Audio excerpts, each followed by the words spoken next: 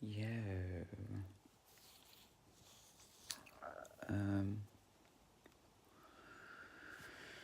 Do my usual.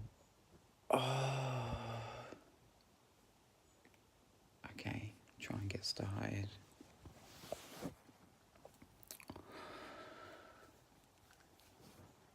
Okay, I don't want to talk about anything toxic.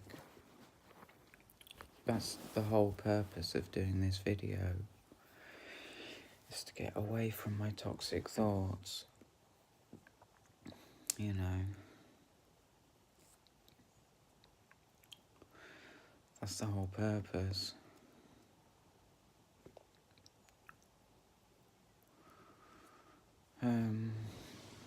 Because the toxicity, just sit that down now, is kind of bothering me at the moment, and like I said in my last video, I've got a new type of meditation, and that's simply to talk to myself, you know.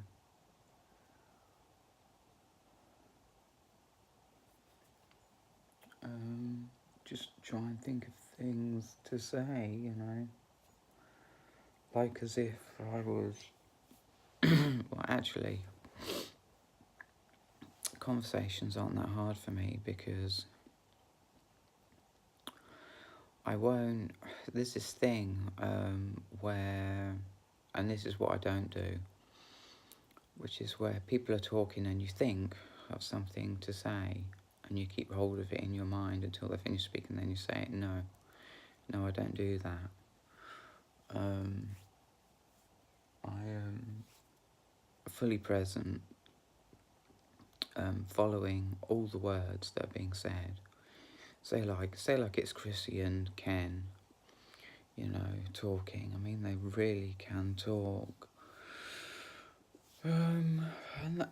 Oh my goodness, I've got that tomorrow. I've got Shop Mobility tomorrow, which is really dope. I mean,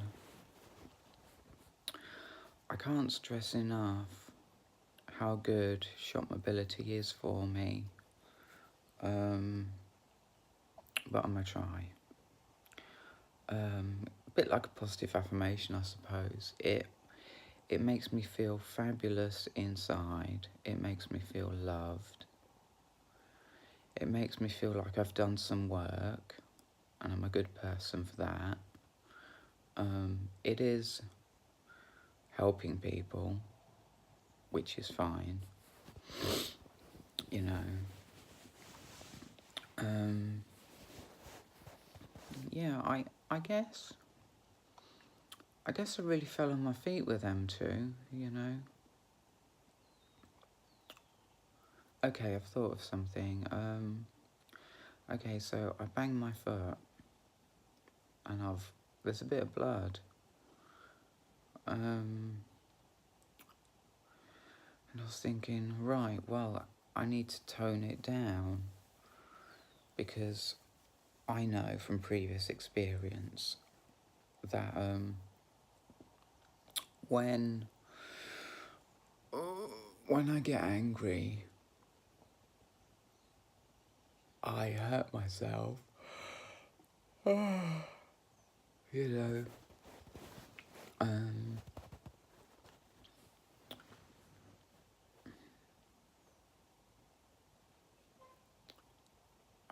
I remember one time when I just let go, you know, and I went uptown, and on the way back I jarred my back really badly and I hurt my back. This was cycling, there was a big pothole in the road and it just really did my back in.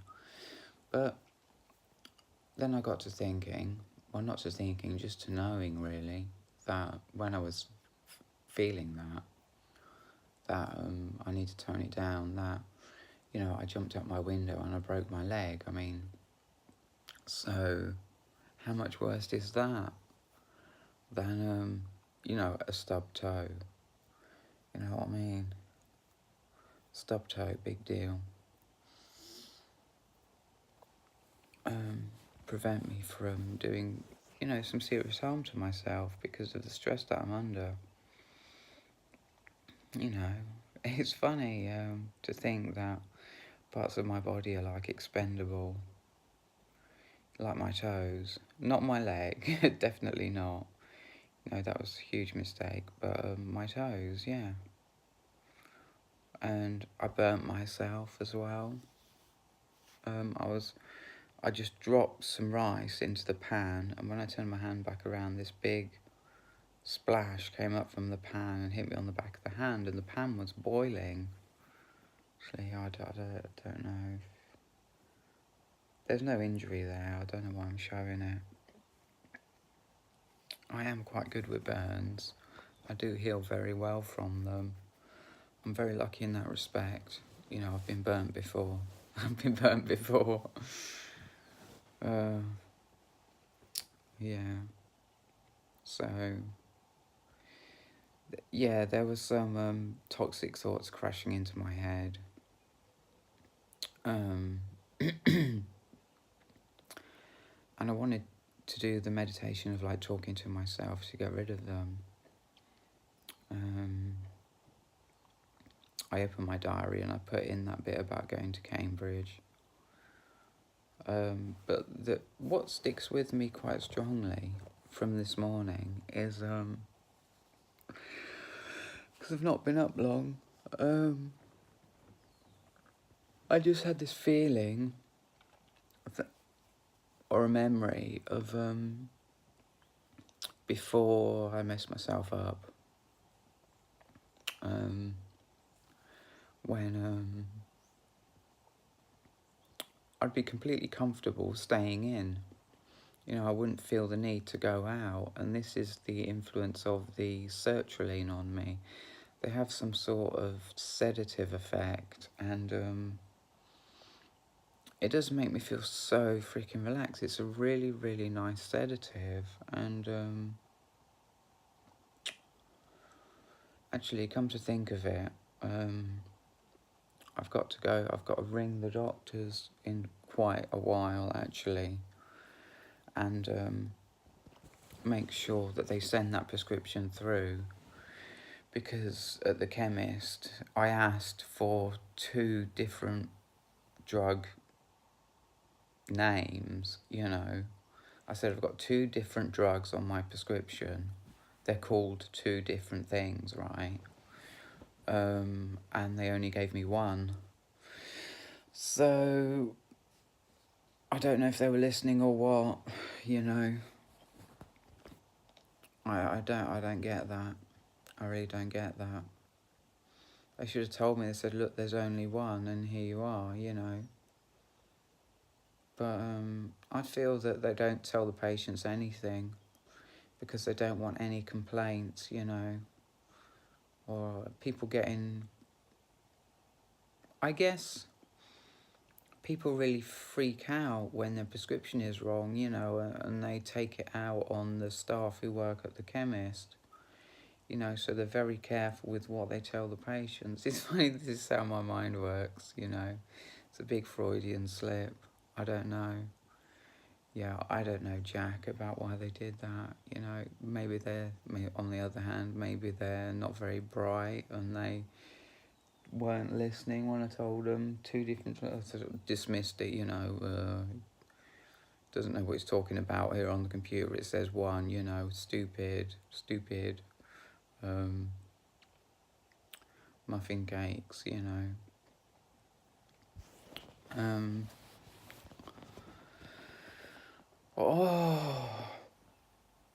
I don't know. That's the problem with speculation. It works. It works in one reality, but it doesn't work in another.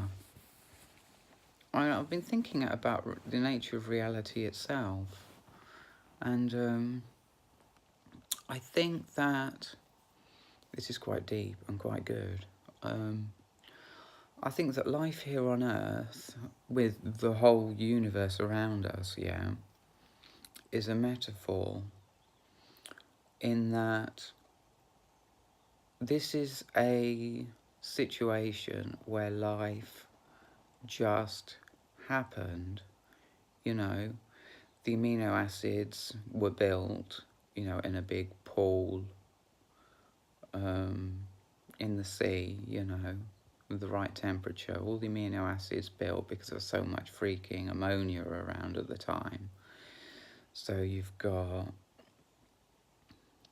I mean, don't ask me where the carbon came from, but I know where the nitrogen came from. I know where the oxygen came from. That's in the atmosphere. What have you got at the other end? You've got hydrogen. There was a lot of hydrogen in the atmosphere as well. Just hydrogen as a gas, not as water or as ammonia. Or maybe the hydrogen was as ammonia. I could be wrong there. The hydrogen was as ammonia. Maybe there was hydrogen too also, just in the atmosphere, you know, just hydrogen gas. I don't know.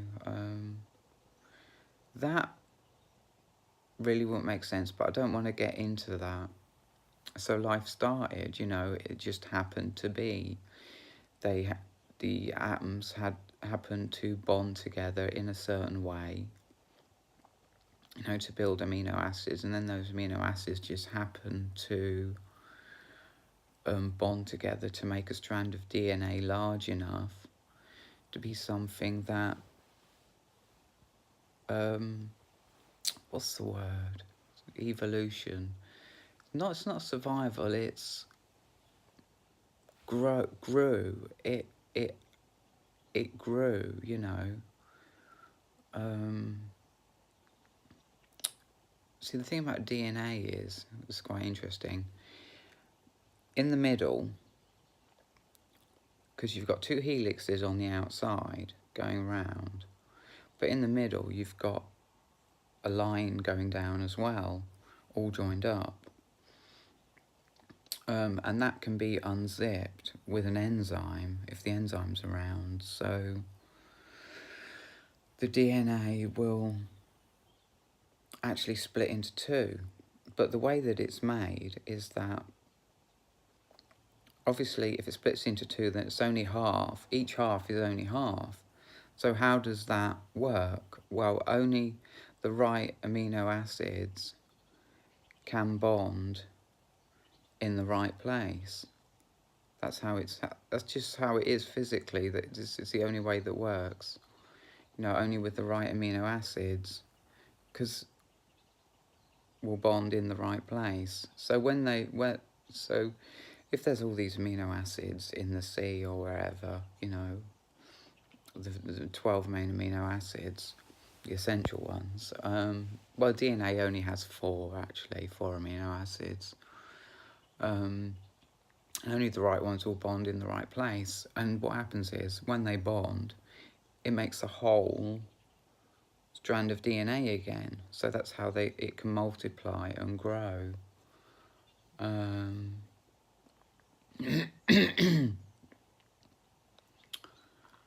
Yeah, anyway, so it's a big metaphor. Life on Earth here, our reality, I'm talking about reality here, our reality here on Earth with the universe around us is a metaphor for how life started for real, you know, in the other reality where it's just an illusion, it's just everything, nothing's real. And this is what I felt when I was in prison and I was completely tripping on sensory deprivation. Nothing is real. It's just a metaphor for how life started, you know, in another reality. I mean, life may have started sort of here, there, and everywhere in all different dimensions because the universe is infinitely big. You know, there'd be all these different things happening, you know. But in energy, not in matter, but within energy, life started within energy. And we are, this whole universe is just false, just created to be something that's comfortable, you know.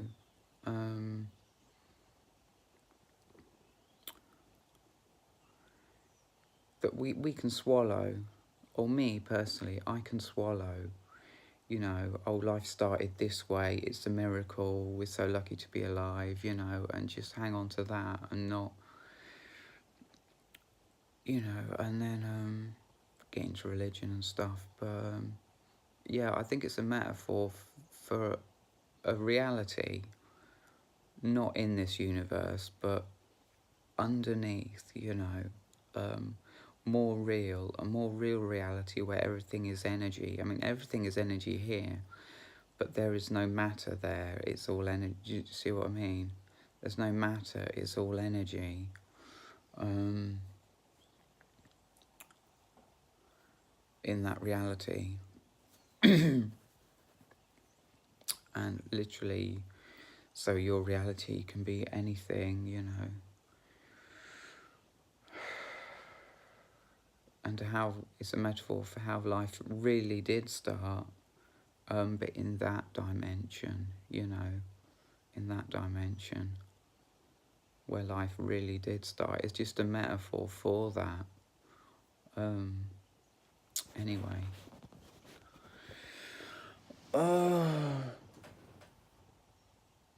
Just came to me, you know.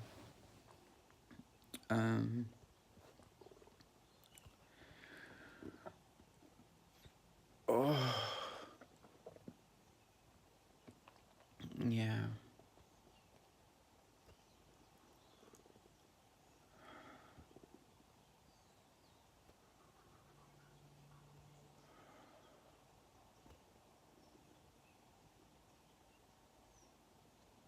My toe.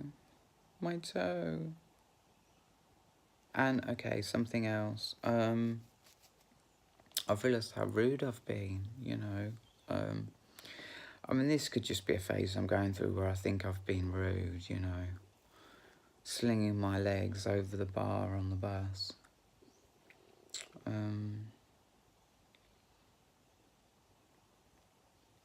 No, I don't really want to go there because that feels toxic to me. You know, the reason I'm making this video is just literally so that I can talk to myself and avoid the toxic thoughts that were trying to break into my mind. Because, like, being alone, I've heard it said, I can't remember where, about how being alone makes the thoughts in a person's head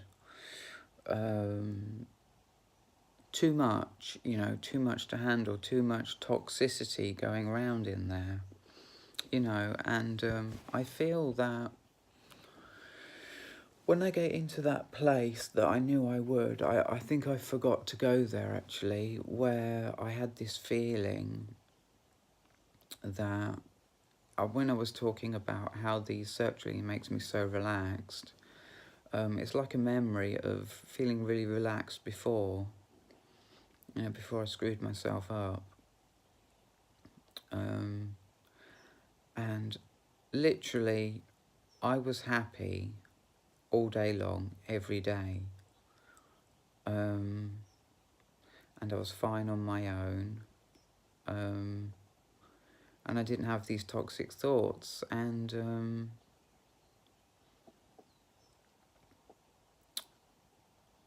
that's very comforting because obviously then these toxic thoughts, they come as some kind of illness when someone is alone, when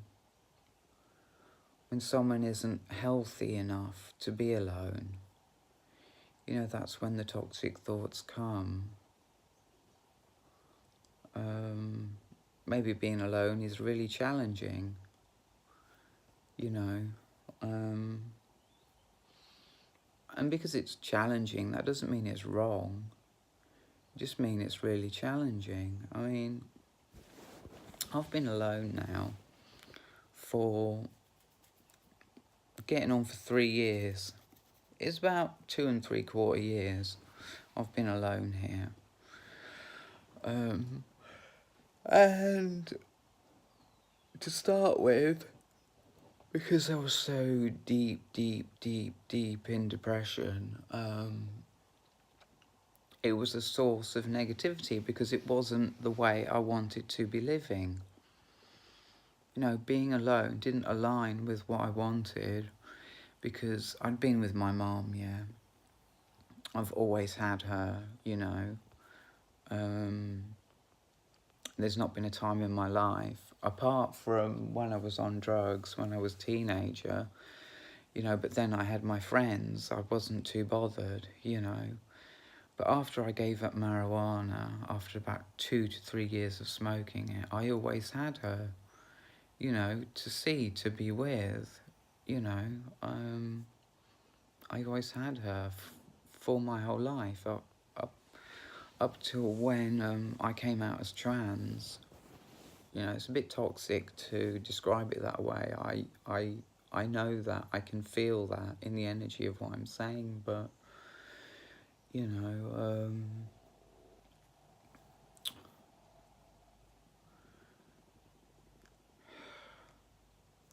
and it's really sad because she's not going to live forever. I want to get to know her while I can. And I feel really emotional because I have this need. I have this need to love her the way she has always loved me. You know, and to be honest, I don't know if I could compete with that. You know, if I had a child, I'd know a love like that, you know. But I don't. I just, you know,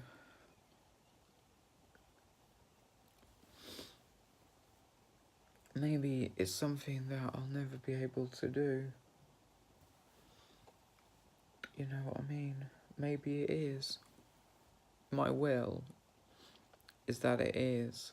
That I can love her the way she loves me. I just thought that, I just felt that, I don't know.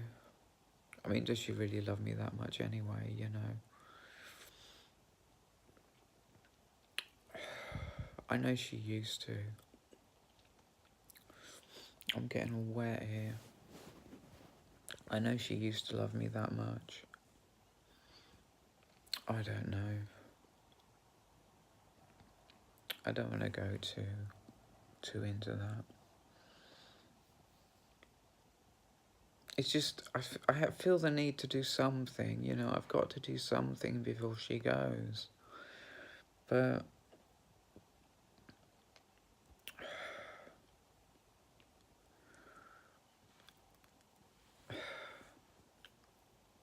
I mean,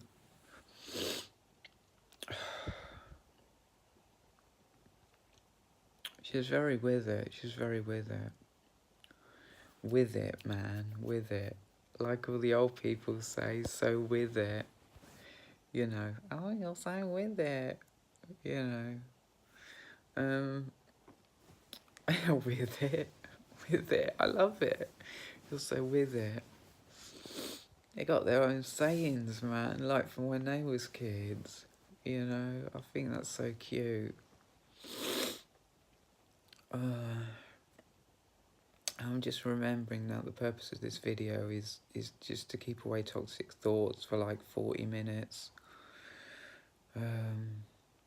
I really wish this speaks to how I feel about shop mobility, is that I really wish that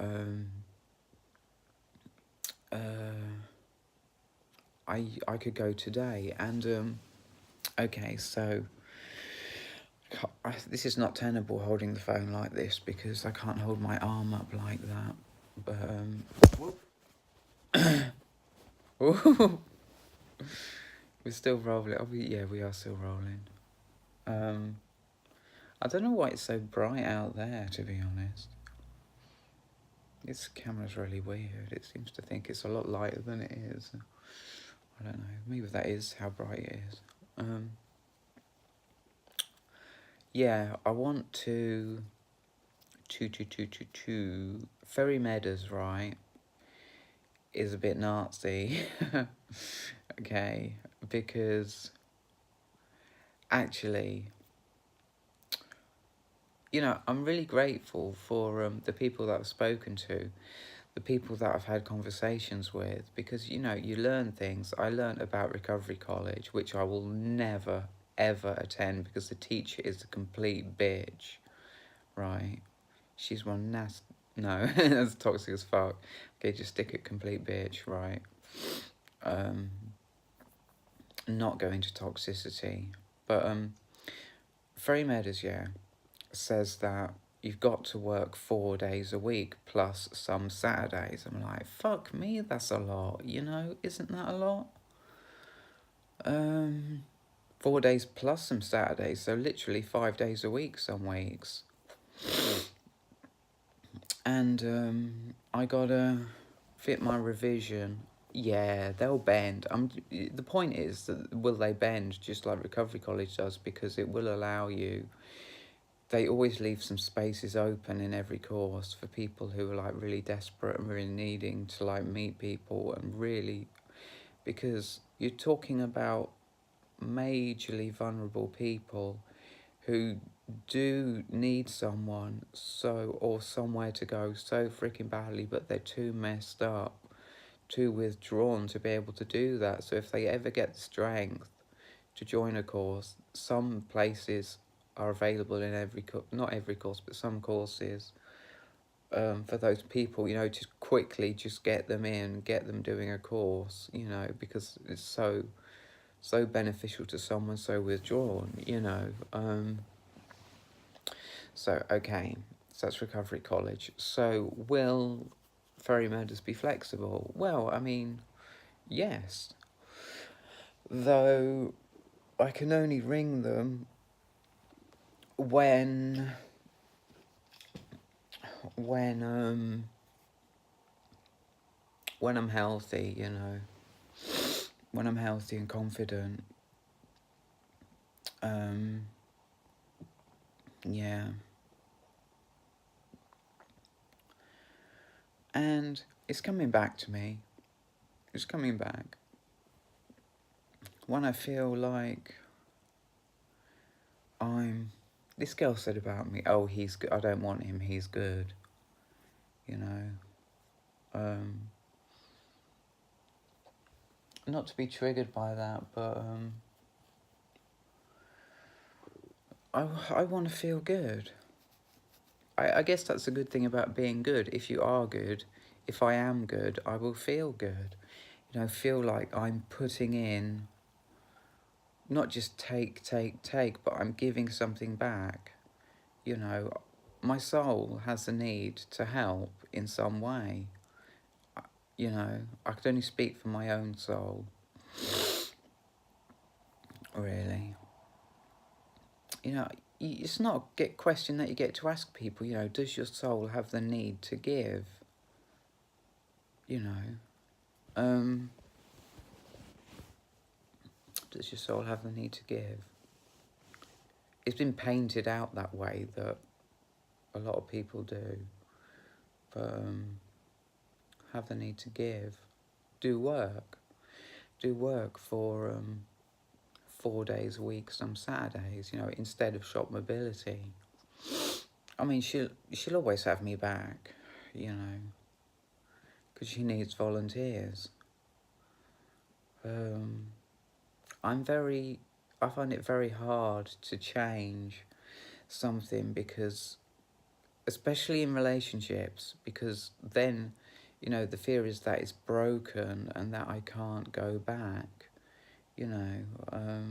Even doing a degree was like the same psychological problem, which was I'll be stuck in behind a computer, you know, for a living, and I won't be able to go back. Well, of course I'll be able to go back. Of course I will. You know, of course I will. Just because I've got a degree doesn't mean I can't do anything I want to do, whatever that is. You know, Though it didn't bother me that I didn't want to do chemistry, you know, to be honest, I don't know if I'll be any good at it. I don't know. It would have been nice during the degree to have learnt something. I mean, the idea is that I do research for 2 years, and then my whatever I get a first, second or third or whatever is decided by the quality of my research, not anything that I've done in the first 2 years really does not matter. It's the quality of my research. And I never got to researching. You know, you can't just like do like, you got 2 fucking years of literally learning nothing, you know, before you can start on your research. You may as well go right in. But I can understand it because, go right into research, but I can understand it because it's growth. The student, the human being, the soul, needs to grow as a chemist during the first 2 years. Needs to grow in actual ability to be a chemist, you know, the awareness needs to expand. And that's what happens in the first 2 years, and then like, because I only did 1 year, so, and I was ill, I was so ill with depression.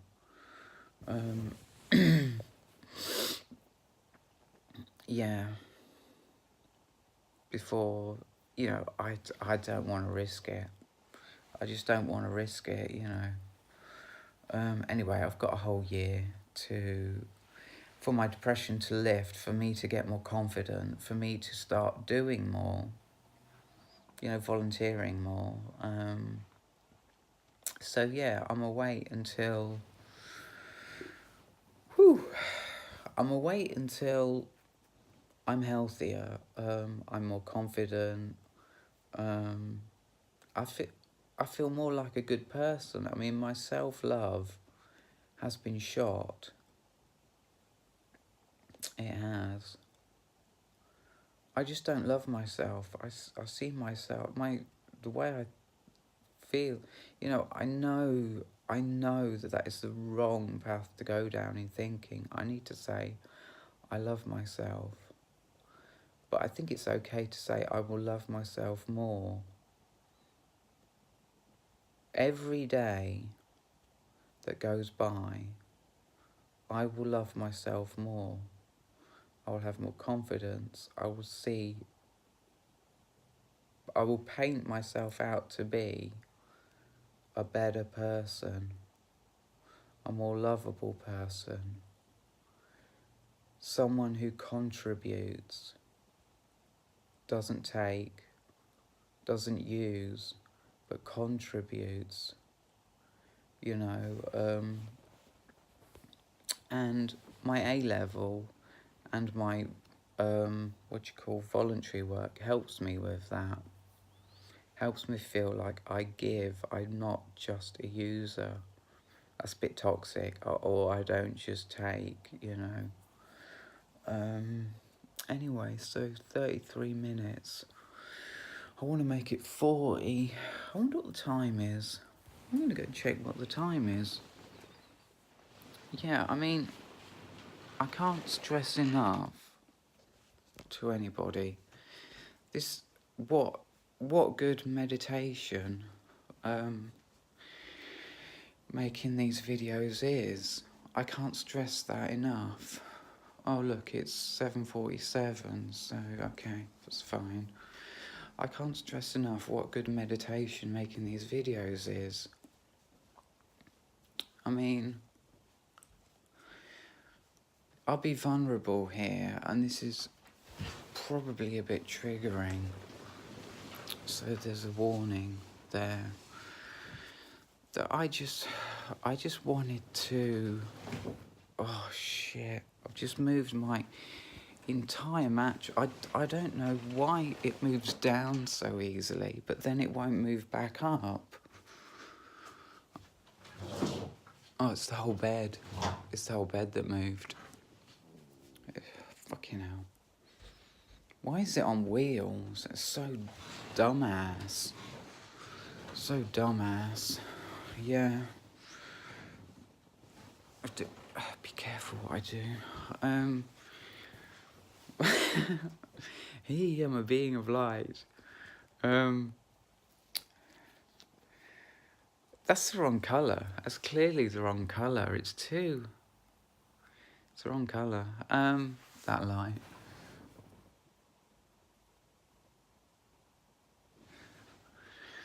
It is the wrong colour. So much for this screen, you know. That's interesting, actually. TV screens and I'll say it in a different way because I want to be positive about TV screens, yeah. They may one day look exactly like just looking through a window. But how they will do that is, this is what I did actually learn something in chemistry, which is that in the eye, they have organic molecules which are probably quite large, and they probably conduct electricity, actually, these molecules. If you put an electrode on either side of the molecule, electricity would flow through the molecule. I think that's probably true. And but if these molecules are heated, right, they will just break apart and it will destroy them. Well, that doesn't work in a screen because the screen has to be heated.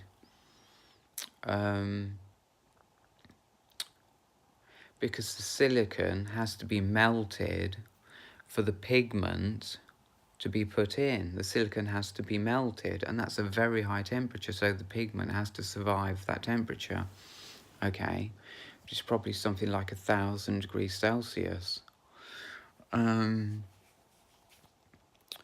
So they use things that don't melt. They use different metals.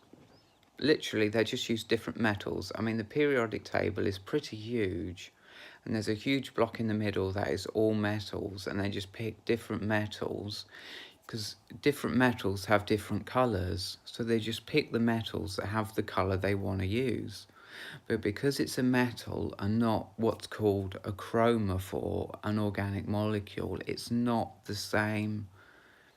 It doesn't take in light in the same way because it's essentially it's a lot different. It's one atom, right, doing all the work, whereas in your eye it's a big molecule with lots and lots of atoms in it. You know, they don't work the same. The screen won't produce. And it goes the same for cameras as well. You know, because they're similar to screens. They just see instead of, I don't know, glow. So that's a problem too. The actual colour making thing that they put in to make the colour, the RGB, red, green, blue, the colour they put in is just, it's really hard. I'm talking about, I couldn't do chemical research, you know, but here I am doing chemical research. You know, this could be my research at university. Anyone who's watching, if you want some research to do, you know, you could try it. Well, it's authentic to me, so I'll probably be the one doing it. You know, I could do some chemical research, you know. To get TV screens looking just like a window, like you're looking straight through, you know. Involve a lot of actual lab work of mixing different compounds together and trying to get them looking as good as I can get them looking, you know, and have the confidence that me as a person, I am good enough. I am good enough to be able to do this work, because at the end of the day, the person doing this work is a soul, is an individual, and that person is fallible, okay? Is not a perfect person. And there's probably, in truth, there's probably no one doing this work like I'm doing it. You know, I bring, probably a collaborative effort will probably be best, but I bring my own abilities and my own perspectives and my own ability to like mess around with different colours. Like I say, the D block in the periodic table is all metals, and they're all different. Well, there's a lot of different colours in there. Red, green, blue, sodium is yellow, xenon is yellow as well, and that's not even the D block, that's a inert gas at the end of the periodic table. Yeah. Anyways, I'm going to stop this video here and have a smoky pie on my e-cig, and I'll catch you in the next video. Goodbye.